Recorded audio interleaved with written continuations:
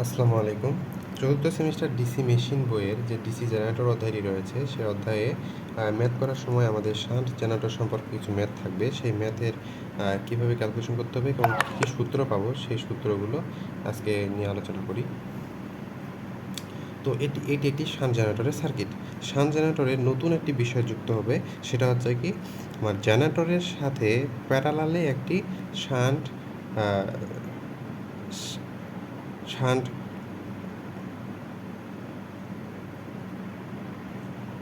Shunt coil একটি যুক্ত থাকবে, মানে প্যারালাল একটি শান্ট কয়েল লাগানো থাকবে। এই শান্ট কয়েলের রেজিস্ট্যান্স দেওয়া থাকতে পারে, অথবা শান্টের কারেন্ট দেওয়া থাকতে পারে। তথ্যগুলো পাবো, সেই তথ্যগুলো আমরা এখানে যুক্ত করে দিয়েছি। শান্ট রেজিস্ট্যান্স আমরা প্রকাশ করবো RSH এবং শান্ট কারেন্ট প্রকাশ করবো RISH দ্বারা। ওকে, এটাই নতুন সংযোজন। এখন শান্ট কারেন্টের ক্ষেত্রে, এখন এই শান্ট জেনারেটরের ক্ষেত্রে আমরা যে আর্মেচার কারেন্টটা পাবো, সেটা হচ্ছে কি, আর্মেচার কারেন্ট পাবো আমরা হচ্ছে দুটি পথে ভাগ হয়ে যাচ্ছে। আর্মেচার কারেন্টটা, এই আর্মেচার কারেন্টটা উৎপন্ন হওয়ার পরে তোমার এখানে দুটি পথে ভাগ হচ্ছে, একটা যাচ্ছে লোডে, একটা যাচ্ছে শান্ট কয়েলে। ওকে, যেহেতু আমার লোডে একটি কারেন্ট যাচ্ছে, সেটা দুটি ভাগে ভাগ হচ্ছে, তাহলে আমরা দুটাই যোগ করলে আমি শান্ট কারেন্ট পাবো, অর্থাৎ IL লোড কারেন্ট এবং শান্ট কারেন্ট, এই দুইটাই যোগ করলে আমি পাবো আর্মেচার কারেন্ট। ওকে, আচ্ছা, আর্মেচার কারেন্ট পেলাম। এখানে আর্মেচার রেজিস্ট্যান্স দেওয়া আছে। আমি যদি টোটাল ইএমএফটা বের করতে যাই, সেক্ষেত্রে আমাকে কী করতে হবে? টোটাল ইএমএফটা আমি পাবো দুইভাবে। একভাবে হচ্ছে, যদি টোটাল ইএমএফ আমি বের করতে যাই, তাহলে আমি যদি এই পথেও ঘুরি, এই পথেও যদি আমি একটা KVL অ্যাপ্লাই করি, সেক্ষেত্রে আমি মোট ভোল্টেজটা পাবো। অথবা আমি যদি এই পথে একটা KVL অ্যাপ্লাই করি, সেক্ষেত্রে আমি মোট ভোল্টেজটা পাবো, মানে মোট ইএমএফটা পাবো। ওকে, আমি প্রথমে এই পাশ দিয়ে যাই।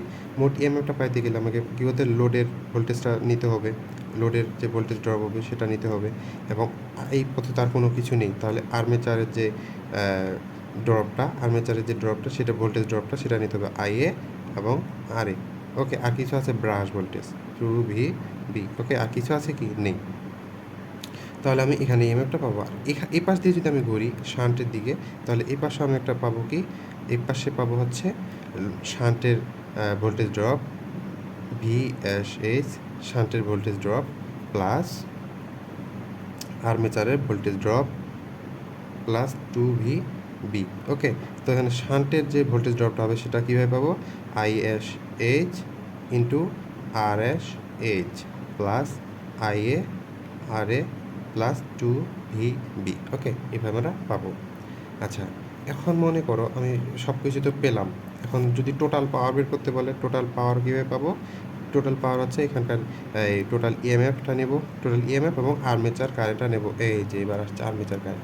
আমি কেন বলছিলাম তোমাদের যে কখনোই লোডের কারেন্টটা নেব না, সেটা সিরিজ পথ ছিল, এটা কিন্তু প্যারালাল পথ। অতএব আমাদেরকে ভোল্টেজ বের করতে, মানে পাওয়ার বের করতে গেলে টোটাল ইএমএফ এবং টোটাল কারেন্ট হচ্ছে কোথায়? আর্মেচার কারেন্টটা। আর্মেচার কারেন্টটা হচ্ছে আমার মোট কারেন্টটা দিয়ে আমি যদি গুণ দিই, তাহলে আমি সেক্ষেত্রে পাবো। এখন মনে করো তোমার লোডের পাওয়ার দেওয়া আছে, পি আউটপুট দেওয়া আছে। ওকে, লোডের পাওয়ার দেওয়া আছে, সেক্ষেত্রে আমি এখান থেকে কী পেতে পারি? লোডের পাওয়ার দেওয়া আছে এবং মনে করো ভোল্টেজ দেওয়া আছে বা রেজিস্ট্যান্স দেওয়া আছে। সেক্ষেত্রে আমি এই সূত্রগুলো অ্যাপ্লাই করতে পারি। V/RL।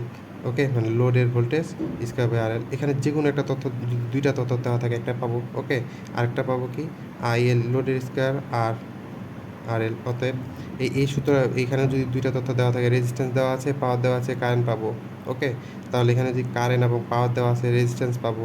এবং যেভাবেই হোক ঠিক সেম, যদি শান্টের ক্ষেত্রেও যদি P শান্ট দেওয়া থাকে, হ্যাঁ, পাওয়ার শান্ট দেওয়া থাকে, সেক্ষেত্রে তখন কী হবে? শান্টের ভোল্টেজ স্কয়ার বাই শান্টের রেজিস্ট্যান্স দিলে আমরা এটা পাবো। ঠিক সেম, শুধু এখানে IL RL শান্টের যে সূত্রগুলো থাকবে, সেগুলো চেঞ্জ হবে। ওকে, এই সার্কিট থেকে আমরা এই তথ্যগুলো যদি আমি মনে রাখতে পারি, এই ছোট্ট বিষয়গুলো যদি মনে রাখতে পারি, সেক্ষেত্রে আমি শান্টের জেনারেটরের যে ম্যাথগুলো আছে, সেগুলো আমি ইজিলি করতে পারবো।